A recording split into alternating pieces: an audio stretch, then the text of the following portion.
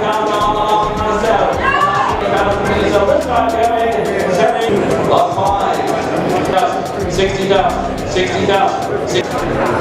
in the day, going in your price, selling from 2,000, we've got the 505 and 120, at 250 up at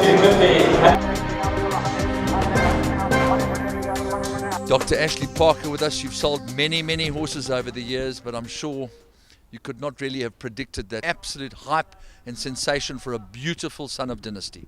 Yes, Andrew, it was a hell of a surprise to us. Obviously, the family we've had all the years. Arabian Lass won 4 Group 1s for Tony, and then was exported to Ireland and then to Australia, and then we ended up buying Arabian Jazz back. Tony and Terence found her in Australia and brought her back, and obviously raced her there, and then this is the carry-on of the Dynasty. Do you think it was the Danehill Dancer aspect that really accelerated the bidding, or do you think it's just the solid nature of Dynasty's progeny? I think it's a combination of all three: Danehill Dancer, Dynasty, and obviously the family, which make it up to be an international flavour for a horse. And obviously we had lots of international interest in the horse. Actually, quite ironic that two fillies that raced together for so many years, Arabian Lass and of course Tarn Ferry, should have progeny on the sale and reach an accumulative total of over 6 million rand. Yeah, it's incredible, and very good luck to the Robertsons. It was their swan song, their final commercial horse that we sold for them, and they'll enjoy birding with the money and travelling to game parks. I think all said and done, there must be some fairly interesting and fairly satisfactory figures that have come out of today's transactions.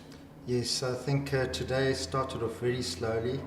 It was quite difficult, but it picked up, and we ended up with a record national yearling sales price of 4.25 million, and we can be satisfied with today. Our average is up on last year's 150 lots, 361,000 as opposed to 350,000. We did sell 7 fewer lots, so our aggregate is slightly down. The median is down from 210 to 200,000, but I think that middle market was not as strong as it has been in the last year, and that has been our strength. So I think people are being very choosy about the horses that they are buying. It would appear that there is interest from an international perspective, as you alluded to in the lifeblood of racing. Has that come to fruition? Yes, that has. You will have seen that Shadwell South Africa made a purchase, and we have had purchases of the top 2 lots from international buyers. When money's tight, people become more and more discerning. And you said it on the lifeblood of racing, the good horse will fetch the good money. There's some very exciting horses coming up tomorrow and Friday. Yeah, a good horse will fetch good money, and that showed today. And at the top end of the market, there is no shortage of money. And I think we'll see some big prices. I'm not sure whether we'll see the record broken again, but I think we'll get some very good prices in the next 2 days. There was some very solid bidding, over the 1.5 million rand mark. Horses like the 2.2 million Silvana and the 2 million Silvana. There's some beautiful horses out there, and still a lot to be had for the people that still haven't really got what they want to. Yeah, there are, and at the moment, if you look at today, it's at all levels of the market. So the smaller buyer can still get a few horses.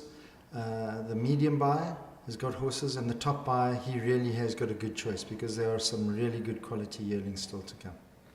Okay, top of the head, vital statistics, aggregate, average, median, you've mentioned them, but just refresh people's memories. Aggregate 36,870 as opposed to 37 odd million last year. But we have fewer lots. Fewer lots, 107 lots. Average 361,000 as opposed to 349,000 last year.